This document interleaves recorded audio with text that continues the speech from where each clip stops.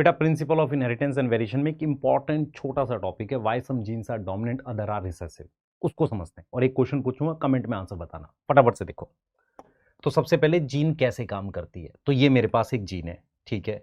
इस जीन ने ये एंजाइम बनाया।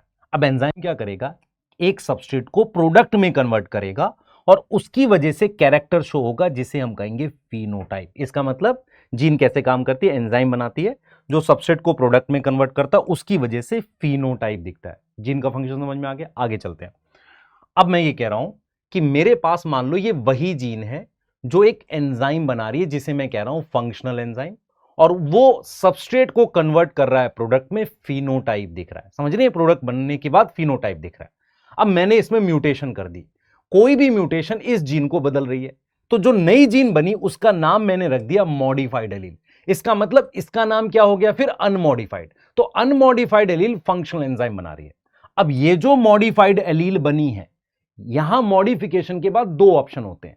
पहला ऑप्शन होता है कि ये दोबारा से वैसा ही एंजाइम बनाए जो ये बन रहा था, या लेस एफिशिएंट एंजाइम बनाए। दोनों केस में सबस्ट्रेट कन्वर्ट हो जाएगा किसमें, प्रोडक्ट में, तो फिनोटाइप सेम आएगा। एनसीईआरटी कहती है इस तरह के कॉमन पेयर दिखते हैं जहां पर अनमॉडिफाइड और मॉडिफाइड सेम तरह का प्रोडक्ट बनाते हैं, ये चीज दिखती है मुझे।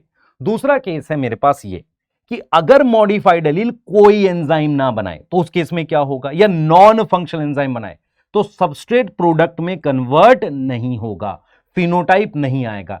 अब इस जीन को हम क्या बोलेंगे, रिसेसिव।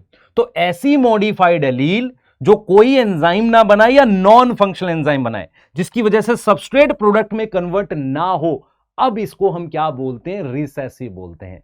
अब आपके सामने आ रहा है सवाल जो आपको क्वेश्चन करना है, आप बताना मुझे अब ये, क्या आप इन तीनों के आंसर बता सकते हो? All modified alleles are recessive, या recessive alleles are modified allele? phenotype of modified and unmodified can be same, dominant allele is unmodified। मुझे कमेंट में बताना, और कमेंट में आप जब खुद देखोगे तो आपको आंसर्स भी पता चल जाएंगे। मुझे कमेंट में बताना, मैं रिप्लाई करूंगा अगर गलत होगा तो।